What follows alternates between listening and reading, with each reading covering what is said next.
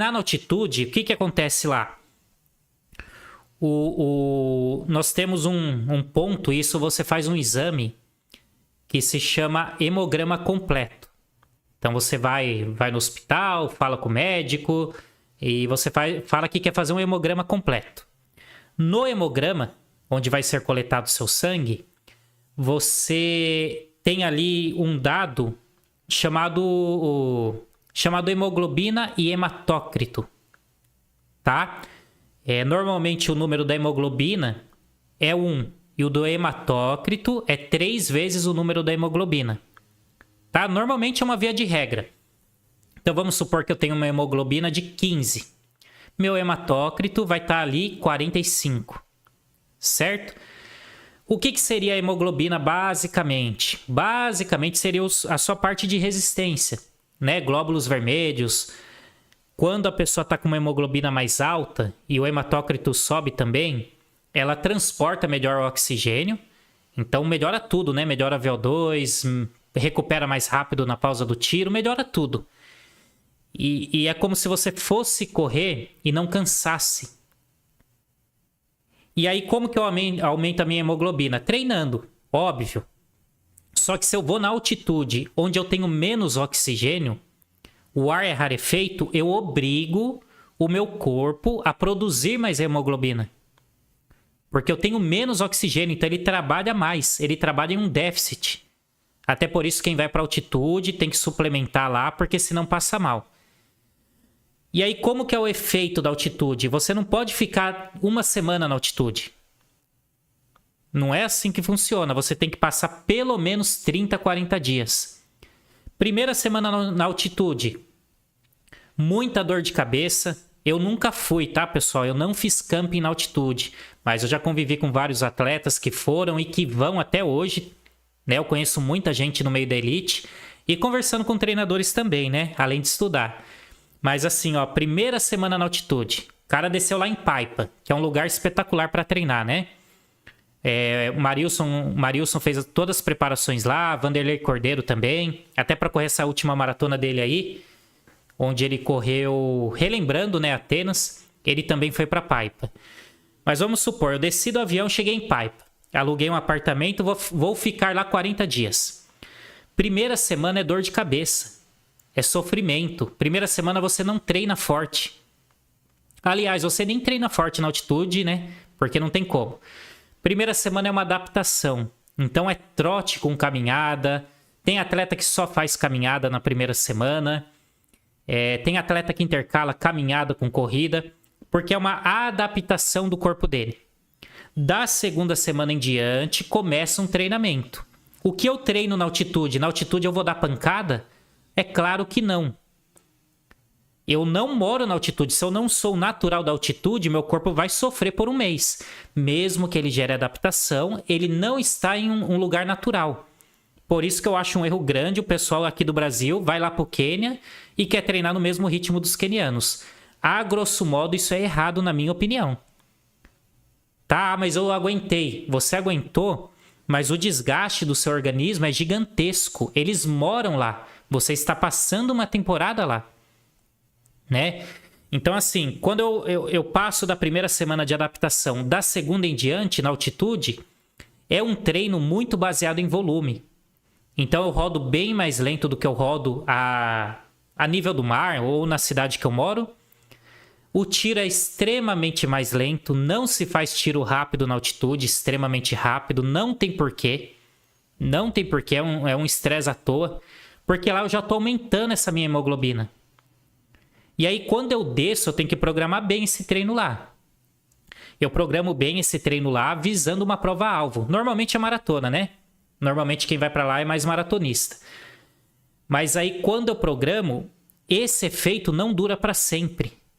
Eu não vou fazer 40 dias no Quênia ou em Paipa, na Colômbia, e vou ter o efeito pelo resto da vida. Nossa, eu subi com 15 de hemoglobina, desci com 17,5. Pô, tô bem para arrebentar. Não vai durar o resto da vida. Vai durar ali... tem estudos que mostram que dura 2 semanas. Tem estudos que mostram que dura 3 até 1 mês. Mas você vai perdendo esse rendimento da altitude. Por isso que os atletas fazem vários campings. E aí é programado em uma prova-alvo, tá? Porque a hora que você desce o seu corpo também, e isso é um teste, ou você pega, vai direto para a competição. Vamos supor, eu tô lá na altitude, eu vou correr a maratona de Nova York. Eu posso viajar direto para a prova, faltando 3 dias, e já correr a prova. Tem atletas que se sentem bem assim.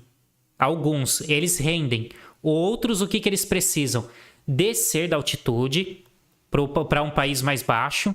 Lá eles tiram, teoricamente, o cansaço da altitude um pouco, por 1 semana, 10 dias, mantendo o efeito. Eles mantêm o efeito, mas ao mesmo tempo eles estão tirando aquele estresse absurdo. E aí, passado esses 7, 10 dias, eles viajam para a prova-alvo e correm a prova-alvo, correm no pico. No pico ali de hemoglobina alta, que faz um efeito absurdo. Isso não é doping, tá? Isso não é doping. Isso é extremamente permitido. Doping é quando a pessoa toma uma substância que aumenta a hemoglobina treinando no nível do mar. E aí o exame vai mostrar, tá bom? Todo mundo hoje em dia, infelizmente, no meio amador tem muito doping. No meio profissional tem bem menos, claro que ainda existe, mas entendam que ficar na altitude não é doping. Não é doping, tá, pessoal? Tá bom?